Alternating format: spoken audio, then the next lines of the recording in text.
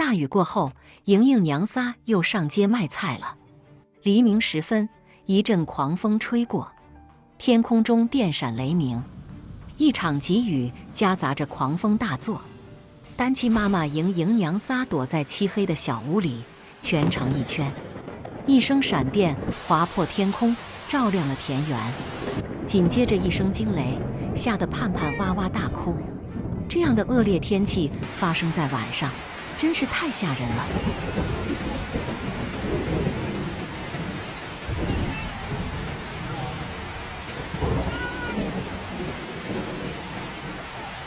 天亮后，雨停了，狂风暴雨所到之处一片狼藉，庄稼地里的玉米也被吹得东倒西歪，看样子是要减产了。莹莹家的小屋还算稳固，没有受到破坏，不过院子里也是一片七零八乱，锅碗瓢盆被大风刮得到处都是。莹莹大体检查了一下院子里，今天又需要整修院子了。趁着刚刚睡醒，俩孩子还算平静，莹莹赶紧拿着柴刀开始收拾，先把院子里倾倒的树枝砍掉。两个孩子在小屋里各自玩耍着，很是和谐。庄稼地里一片静悄悄，满地的玉米颗都像睡着了，耷拉着脑袋。有的村民已经来到地里劳作了。莹莹家没有地，把院子整理好就算没事了。清理完了树枝，莹莹再把院子里的枯枝烂叶清扫一下。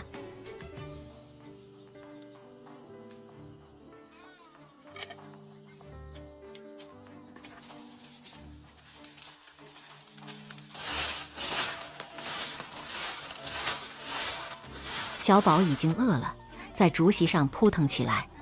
莹莹打扫完卫生，赶紧抱起小宝喂奶。经过这段时间的折磨，莹莹好像已经习惯了这种快节奏的生活，这也是没办法的办法了。生活所迫，只能慢慢适应了。盼盼以后也许能够成为烹饪高手，天天拿着锅碗当玩具。喂饱了小宝，莹莹继续着前几天的工作，来到土坡上砍几棵竹子，把院子的围栏做起来，砍掉了多余的枝丫。莹莹扛着长竹子来到了院子里。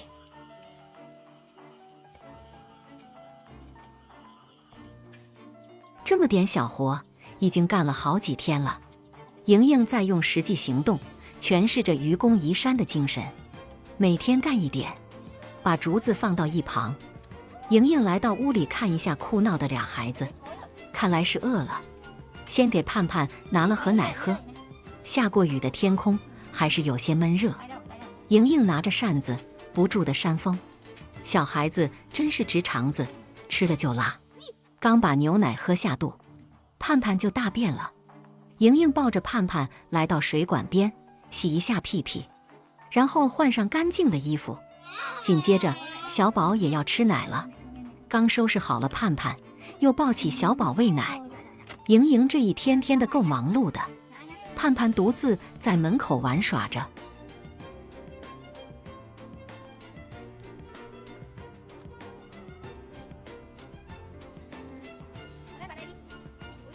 很快又来到了厨房里，盼盼对厨房里的锅碗瓢盆是情有独钟，一会儿的功夫就冲着锅碗瓢盆下手了。莹莹已经顾不了那么仔细了，抱着小宝先来到屋里，把小宝安顿好，又把盼盼也抱进了婴儿床里。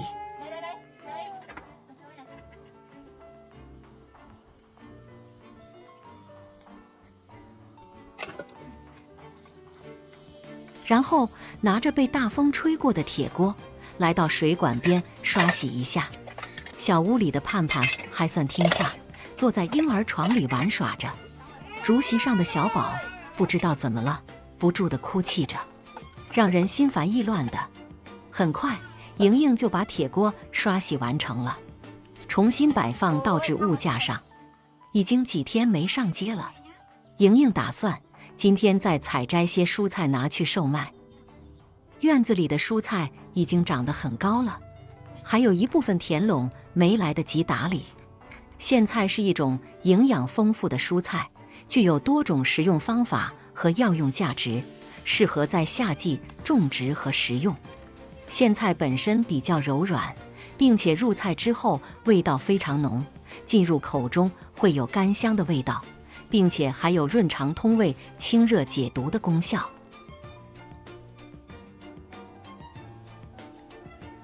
莹莹在采摘木耳菜的时候，看到了一只大甜蛙，抓过来给盼盼看看。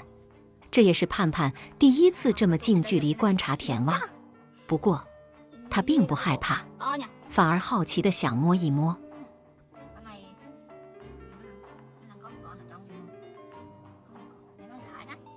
观察片刻后，莹莹还是把甜蛙放生了。毕竟女孩子家的，对这种东西还是不大感兴趣。要是换做他人，也许多抓几只，又是一道好菜了。莹莹来到菜园里，继续收割木耳菜。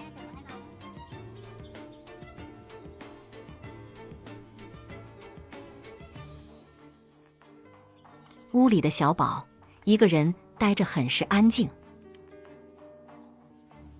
莹莹收割了足够多的蔬菜，来到餐桌旁，捆绑一下。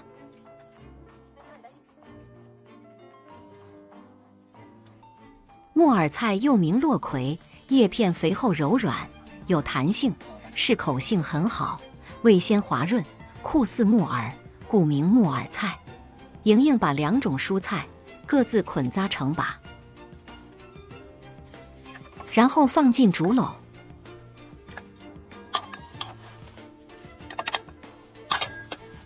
忙碌了大半天的莹莹还没有吃饭，她来到水管边，喝口水对付一下，紧接着便来到屋里，背起小宝，他们一家准备上街了。又来到院子里，给盼盼穿上鞋子，提着竹篓出发了。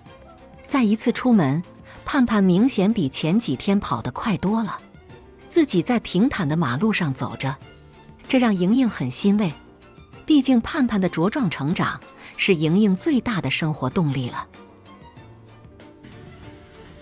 穿过村庄，莹莹来到了一处杂货铺门口，这里来往的人群比较多。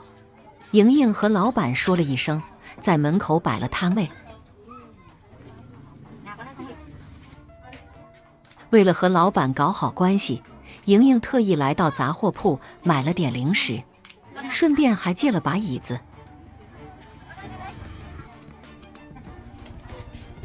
一个小伙子买走了莹莹家的2把蔬菜。又过了一会儿，又来了一位大姐，把莹莹家的木耳菜包圆了。如果是莹莹家的蔬菜一直这么好卖，娘仨的生活也能稳定一些。无奈莹莹家没有那么多的蔬菜呀。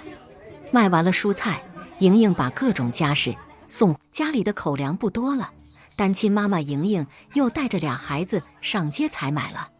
新的一天开始了，连续的下雨天让稻田里的青蛙叫得欢快，声音此起彼伏。莹莹起床后，观察了一下今天的天气，还算晴朗。屋里的2孩子也都早早的醒了，各自玩耍着。莹莹像往常一样忙碌着。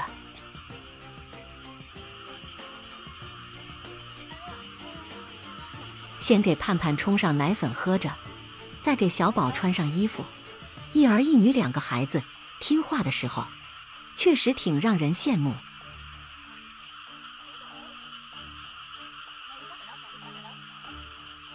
安顿好了2孩子，莹莹来到厨房，把昨晚吃剩的米饭盛出来，对付一口，总不能浪费了。不管哪个家庭里，总有一个吃剩饭的责任担当的存在，不然会产生很多的浪费。莹莹来到水管边，洗刷一下碗筷，顺便喝点水。今天的早饭就这样草草的结束了。莹莹来到屋里，再给小宝喂奶。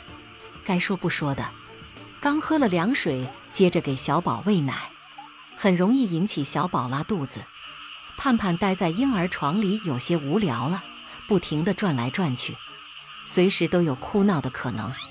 盼盼睁开眼就不住地动来动去的，很是活泼。不过莹莹不能总是陪着她，今天还是打算先干点活。为了防止俩孩子交叉哭闹，莹莹改变了策略，直接背着小宝。不过这么小的孩子背着，着实不是一件妥当的事情。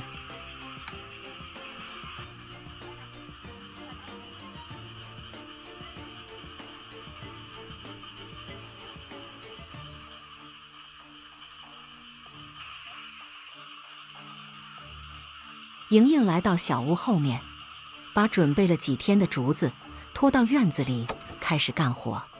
随着盼盼一天天的长大，搭建围栏迫在眉睫了。她比较担心淘气的盼盼到处乱窜会不安全。莹莹干活的功夫，盼盼又卡在了婴儿床里，不能动弹了。随着年龄的增加，盼盼开始琢磨着怎么离开婴儿床了，可是每次都以失败告终。莹莹安顿好盼盼后，继续劳作。背上的小宝睡得很香。莹莹把竹子从中间劈开，做成竹条，然后打磨掉竹条上毛刺和竹节，防止做好的围栏划伤孩子。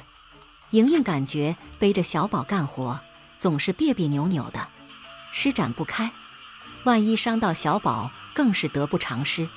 最终还是决定把小宝放到竹席上比较稳妥。安顿好熟睡的小宝，莹莹开始安装围栏。莹莹做的这个围栏比较简易，安装也比较简单。先把竹条均匀地敲进地里，然后把长竹条交错着卡上。虽然不够美观，却能起到防护作用。婴儿床里的盼盼再一次被卡住了，主要是脑袋有点大，估计再多练习几遍，也许就成功了。无奈的莹莹只得把盼盼抱了出来，让盼盼在外面玩耍一会儿。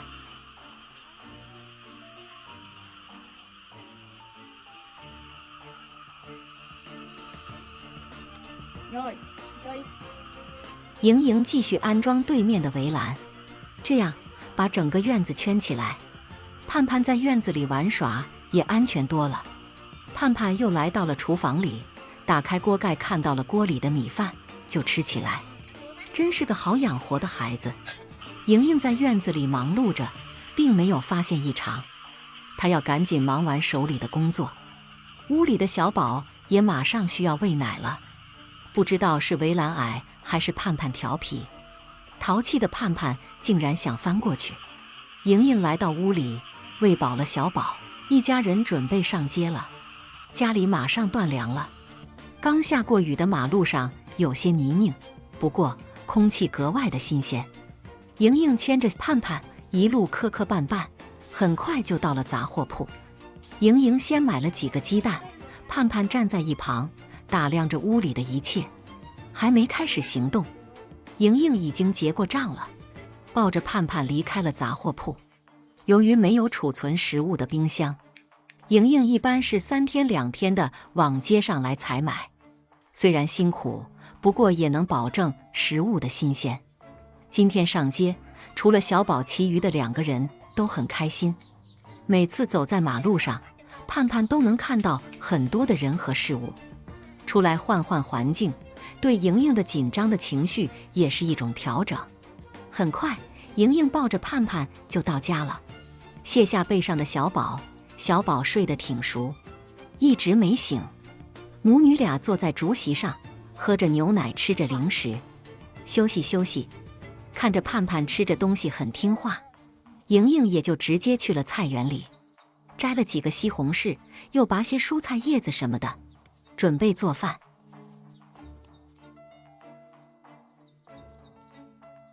吃饱了的盼盼已经到处活动起来，很快就来到了门口，爬上了餐桌，仔细打量着手里的西红柿。莹莹把铁锅刷洗一下，加上大米，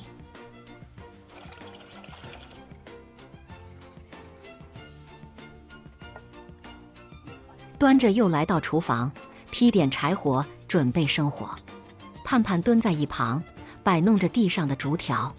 最终，面对调皮的盼盼，莹莹还是决定把它放进了婴儿床里。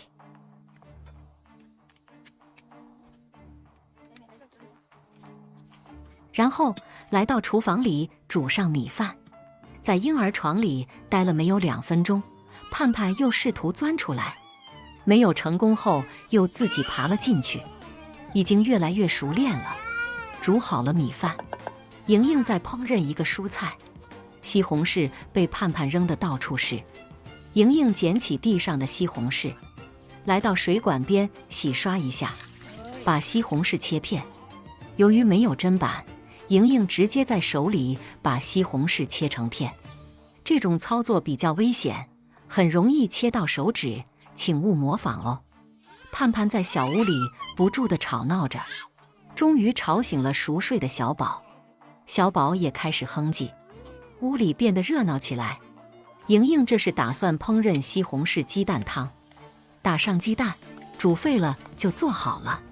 莹莹放下手里的活，赶紧来到屋里，先把卡着的盼盼挪到婴儿床里，又看了一眼安静的小宝，真是会哭的孩子有奶吃。看到哭泣的盼盼，莹莹还是心软了，把盼盼抱出了婴儿床，然后来到厨房里。此时的西红柿鸡蛋汤已经成了西红柿炒鸡蛋了，没有汤了。盼盼3步并作2步，很快也来到厨房。莹莹赶紧先把刀具收起来，防止伤到盼盼。继续做饭，再做一个蔬菜方便面。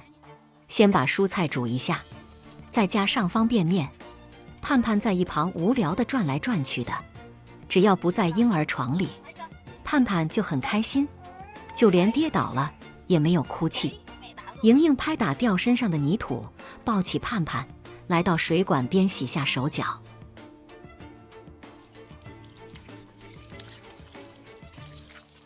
准备吃饭了，放进婴儿床的那刻，盼盼又开始吵闹了。莹莹快速地来到厨房，把饭菜盛出来。估计盼盼看到吃的就不会哭闹了。莹莹端着饭碗来到小屋里，母女俩开始用餐了。看来是饿了，吃上饭的盼盼安静多了，自己拿着勺子吃着饭，虽然大部分还吃不到嘴里，不过就这么不断的练习，相信很快盼盼就能自己吃饭了。娘仨就这样匆匆忙忙地生活着，勉强又度过了一天。谁说单亲妈妈没有幸福感？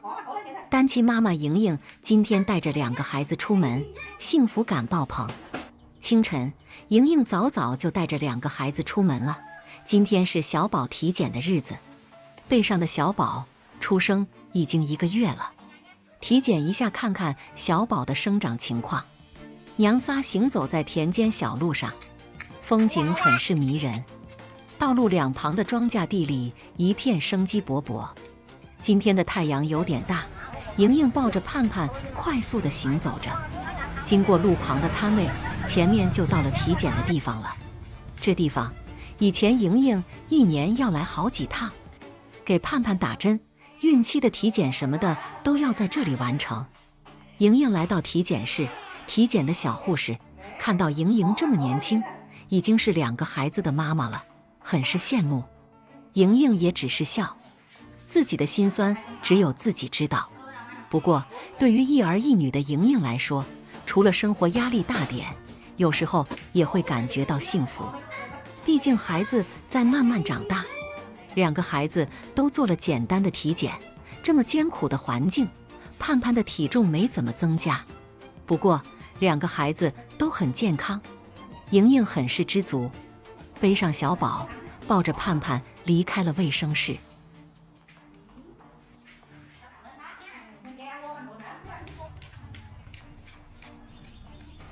家里的尿不湿不多了，莹莹娘仨又来到了附近的孕婴用品店，给孩子买点尿不湿。盼盼对店里的玩具比较感兴趣，蹲在地上看了好久。不过他还不懂得买，又在旁边的木马上玩耍了起来。结过账后，莹莹抱着盼盼要回家了。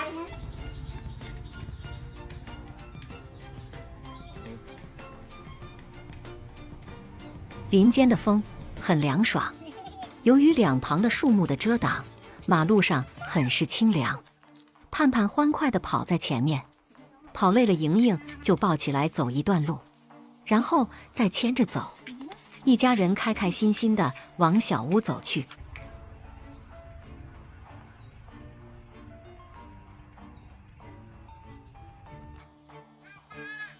马路上，美兰阿姨正在开荒，真是太勤劳了。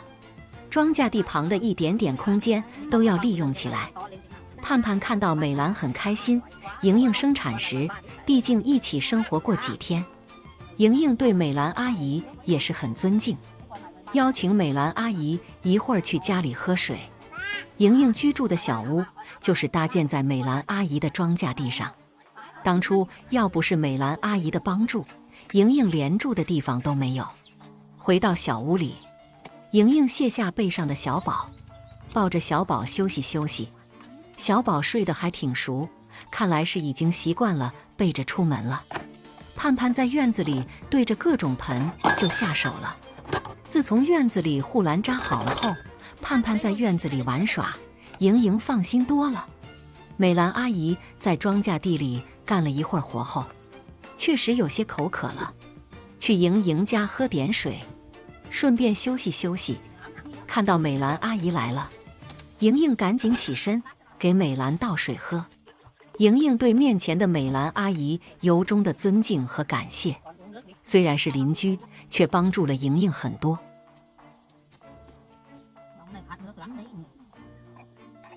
盼盼在用碗喝水时又呛着了，不过比以前好多了。她端着碗继续练习喝水的样子，很是可爱。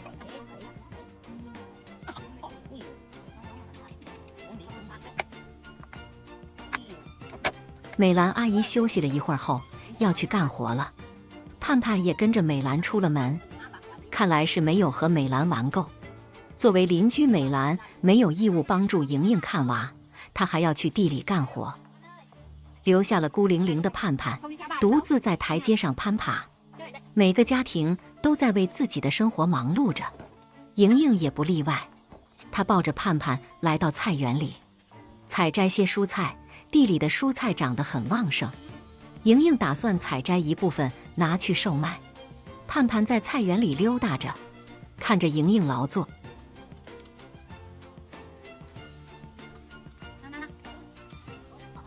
小屋里的小宝可能是又饿了，开始哭泣。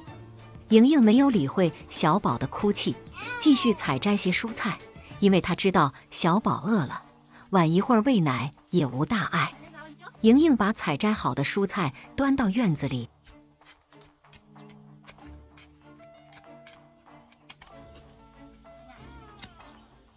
又回来抱着盼盼来到屋里。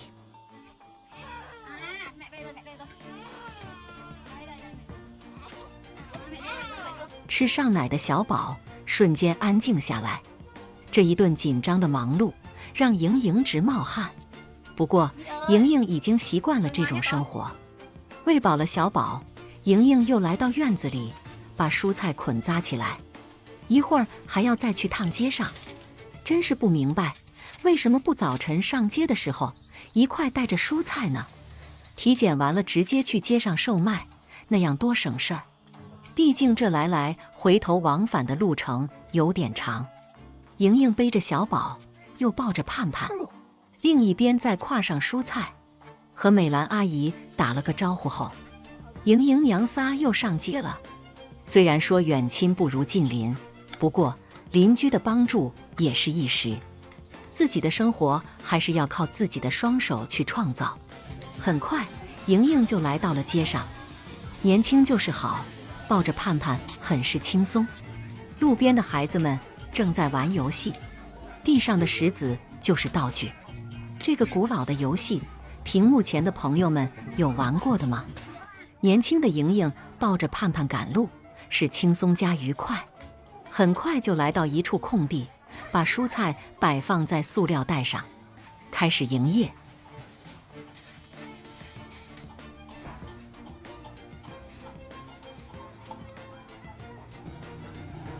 一个带娃的赤脚女人看到了摆摊的莹莹。由于莹莹经常在这附近摆摊，周围的人对莹莹的蔬菜也比较放心，而且价格也不贵，他们都非常愿意照顾莹莹家的生意。街上的人流有点稀疏，盼盼有些无聊了，围着莹莹转着圈。他发现了遮阳网后面的小孩，凑过去想和他玩耍。不知道为什么，一般小孩子都喜欢和比自己大一点的玩耍。经过一段漫长的等待后，在附近干活的2位大哥买走了莹莹家剩余的蔬菜。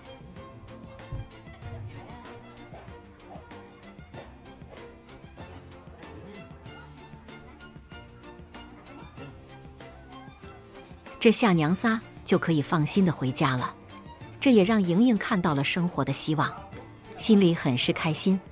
生活不会辜负一个勤劳努力的人，勤劳努力的人运气都不会差的。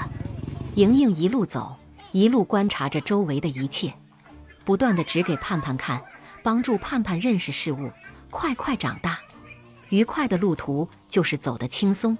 一会儿的功夫，莹莹到家了。路旁的美兰阿姨已经把地整理得差不多了。有这么勤劳的邻居作为榜样，相信莹莹也能很快把生活过起来。